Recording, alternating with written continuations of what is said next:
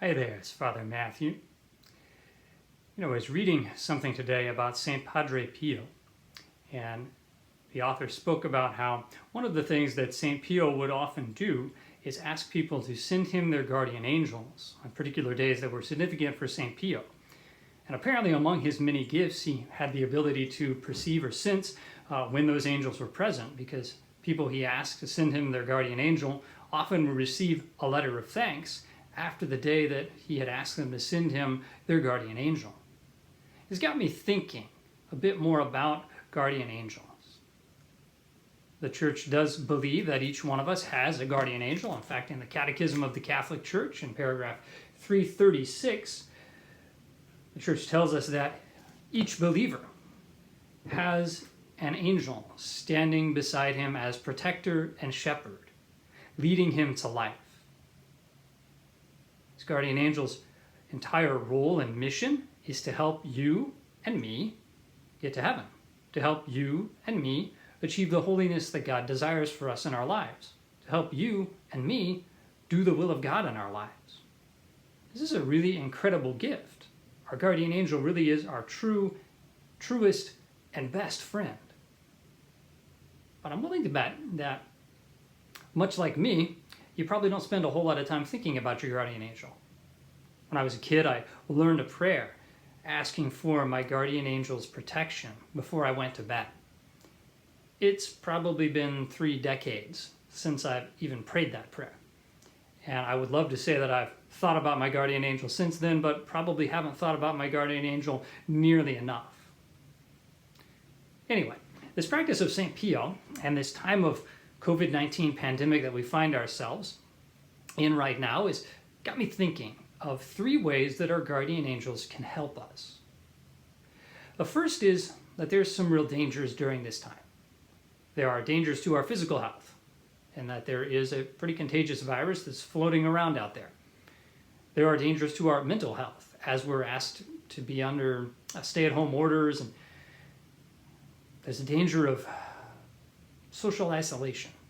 There's a danger of just kind of getting a little stir-crazy and not handling it all that well.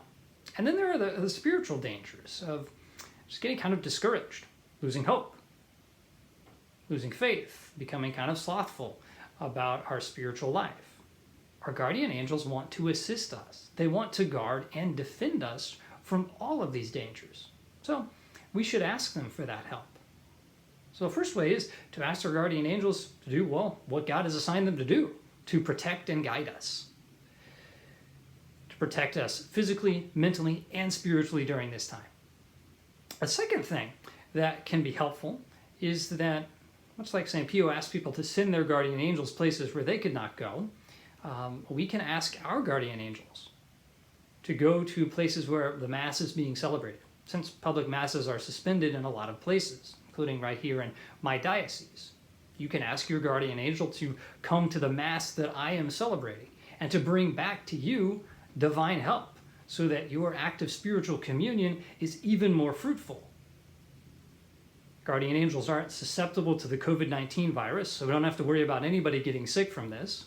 They also don't have bodies, so no public health officials are going to be concerned about how many angels show up at the celebration of Mass. We can have thousands of them, and they won't be any the wiser. So ask your guardian angel to go to Mass for you, to bring back divine help and to make your spiritual communion even more fruitful in your life. That's a second way they can help us. A third way that guardian angels can help us would be that we can send our guardian angels to visit those we're not able to visit. There are many people who are in hospitals, who are in nursing homes, and these facilities are pretty stringent about who they will allow in. We may know some of these people personally. We may just simply be aware that they're out there. There are also a number of people who live alone, and because they're in a more susceptible group, are really not getting out much and not having a lot of contact or social interaction with others. So we can ask our guardian angels to go to them, to encourage them, to enkindle hope and faith, courage, charity, peace, light, joy in their lives, to help them know that they're not alone. These people may not be aware that they've been visited by a guardian angel, but they may actually feel the effects of our guardian angel's visit. So our guardian angels can be a way of carrying out charity and mercy to people that we're not actually able to get to during this time of pandemic. So, this time can be a time for us to rediscover and build a new relationship with our guardian angels and ask them to help us by protecting us physically, mentally, and spiritually, to help us by going to Mass and bringing back divine help to strengthen our spiritual communion, and by going to visit those who might need a visit from someone and it's not physically possible for people to get to them. It's also important for us to remember that the Church tells us we should not name our guardian angels.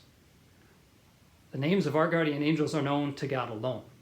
They report to God and not to us. So it's for God to know their names and for us to simply cultivate a friendship and relationship with them. So I hope that during this time, you'll get to know your guardian angel a little better. And you'll benefit from the help that they are anxious to give us and that so often we just simply don't ask for.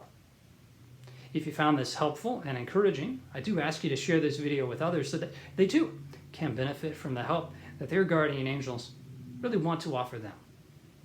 Thanks for watching. God bless you.